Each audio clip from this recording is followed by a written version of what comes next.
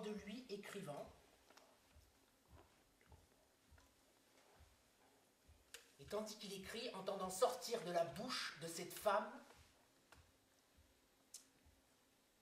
le mot chikungunya. En swahili, celui qui marche tout. Et comprenant aussitôt que ce mot, pour avoir séjourné le temps d'une salivation aux entours d'une langue, n'en étant jamais à un pourlèchement près, dans la bouche de cette femme, se met à signifier tout le contraire de sa définition première, qu'il en devient désormais un mot s'incarnant dans une danse, la chikungunya, danse qu'elle exécute en ce moment même sur les pages du livre, en tant que corps écrivant. Ça ne s'était jamais vu jusqu'ici. Corps d'un livre, greffé d'un corps de femme, se tournant en ce moment même vers le mot outrecuidance, et le remettant en marche dans le sens de ses origines, tout en le dépouillant de ses résonances péjoratives. Et c'est ainsi qu'outrecuidance en redevient le vocable combatif et insurrectionnel qu'il était, sous ses dehors féminins, à son apparition au XVe siècle, lorsqu'il semblait vouloir dire que ce n'était pas le tout d'avoir de la cuidance, de la connaissance, de la culture, de l'imagination. Encore faut-il être capable d'en faire danser l'inné au-delà de la conscience qu'on en a. Écriture d'un livre conjuguant au participe présent son verbe préféré, mais fluctuant comme la mer.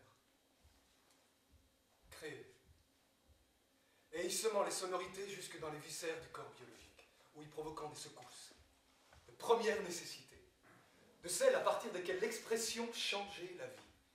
commence à s'identifier à un vécu imparable, sinon incomparable, et commence à porter ses fruits, sillonnés de mots dont tout indique qu'ils sont des individus sexués et voyants, de l'étoffe encore bien énigmatique des aventuriers d'un absolu se mettant à la portée des hors-la-loi, et inlassablement mus par une rythmique ne laissant guère le moindre espoir à la langue qu'ils se parlent entre eux de s'agréger en réflexes grégaires. Corps, écrivons donc, amène les jambes et les chevilles d'un corps de femme aimée, un livre placé sous le signe d'une outrecuidance, stricto sensu, produisant sur les scansions du dit livre des effets assez semblables à ceux qu'avait produit quelques instants plus tôt le mot chikungunya, une fois sorti transfiguré de la bouche de cette femme et reprononcé par elle de telle sorte qu'il en résulta un détournement de son sens propice à une danse. Corps étant le livre qu'il écrit en elle, et réciproquement, et affirmant à tout rompre que si le mot chikungunya, on arrive à s'oublier comme désignation d'une maladie a été paralysante, causée par un moustique, plus rien n'interdit de penser que d'autres mots, dans n'importe quelle langue, véhiculent, dans les tréfonds de leur résonance, des énergies capables d'ajouter de la santé au savoir existant. Cette santé n'étant pas toujours évidente lorsque le conceptuel l'emporte sur le pulsionnel.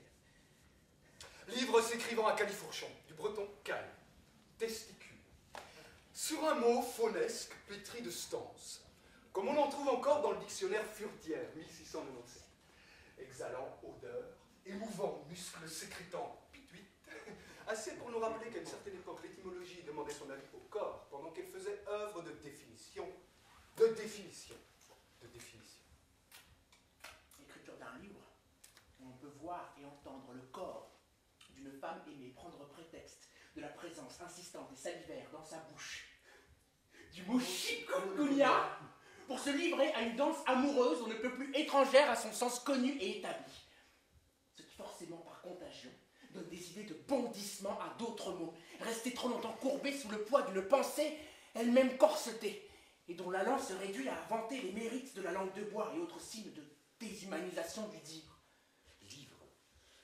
Pour s'écrire dans les pas d'un vocabulaire libéré de ses derniers doutes quant à la justesse de ses enjambements, on arrive le plus naturellement du monde à rendre au mot outrecuidance son sens initial de connaissance en grand débordement d'elle-même, et à flanquer le mot chikungunya de deux hanches rotatives, s'avérant être au jeté battu ce que la gîte est à la circumnavigation. Ce qui devrait, dans les deux cas, réjouir les tenants d'une littérature dont les saccades seraient plus créatives que les alignements. moi aussi.